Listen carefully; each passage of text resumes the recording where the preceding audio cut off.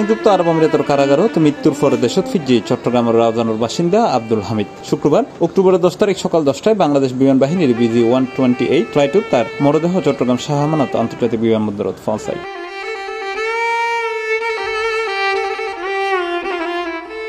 বিমানবন্দরত হামিদুর লাশ বুঝিরূপের সময় হান্নায় ভাঙি পড়ে তার স্ত্রী কোহিনুর আক্তার সয় আন্দোলনত আটক হইয়ে দেশত ফেরত আইনে সহকর্মী হলে এই সময় পরিবারের অন্যান্য সদস্যরা পাশাপাশি প্রবেশ কল্যাণ ডেস্কর কর্মকর্তা সহ আরো অনেকেই উপস্থিত ছিল।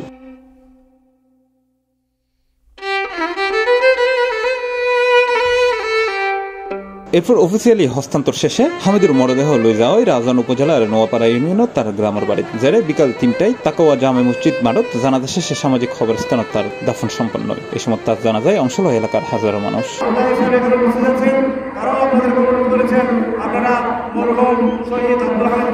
ফেসিবাদের চক্রান্তের কারণেই উনি আবার দুবাই পুলিশের কাছে গ্রেফতার হয়। যে ফজল করিমের ফাঁসির দাবিতে উনি রাজপথে ছিল, সেই ফজল করিমের ফাঁসি আমরা নিশ্চিত করেই চালবো ইনশাআল্লাহ। এবং আরেকটি কথা আমি বলতে চাই, আমাদের ভাইয়ের লাশের কফিন সামনে রেখে শপথ করতেছি, ফজল করিমের লাশ রাউজানের মাটিতে ঢুকতে দিব না। যেই ফ্যাসিবাদের কারণে উনি আজকে শাহাদত বরণ করেছে, এই ফ্যাসিবাদের লাশ এখানে ঢুকতে পারবে না।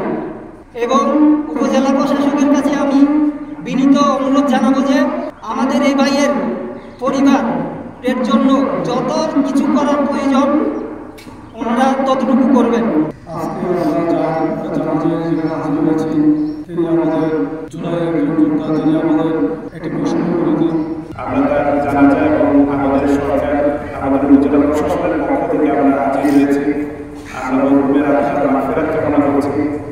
এর আগে তার কফিনে ফুল দিয়ে শ্রদ্ধা জানিয়ে রাউজান উপজেলা নির্বাহী কর্মকর্তা জিশান বিন মাজেদ, সহকারী কমিশনার ভূমি অং সিং মার্মা, থানাপ্রাপ্ত কর্মকর্তা মনিরুল ইসলাম বুইয়া সহ বিভিন্ন রাজনৈতিক দলের নেতৃবৃন্দ ও এলাকার গণ্যমান্য মানুষ। হরিকে 2024 সালত জুলাই আন্দোলন চলাকালীন সময়ে সংযুক্ত আরব আমিরাতত জুলাইয়ের 19 তারিখ মোট 225 জন প্রবাসী আটক হয়। তাদের মধ্যে 201 জনের দেশত ফিরে আনা হইল, বাকি 24 জন কারাগারত থাকি। এর মধ্যে আব্দুল হামিদ গত সেপ্টেম্বরের 22 তারিখ কারাগারত মারা যায়। তার মৃত্যু হারালো বাংলাদেশ দূতাবাস আবুধাবির একখান সার্টিফিকেট জানাতে তিনি লিভার ক্যান্সারে আক্রান্ত হয়ে মারা গিয়ে।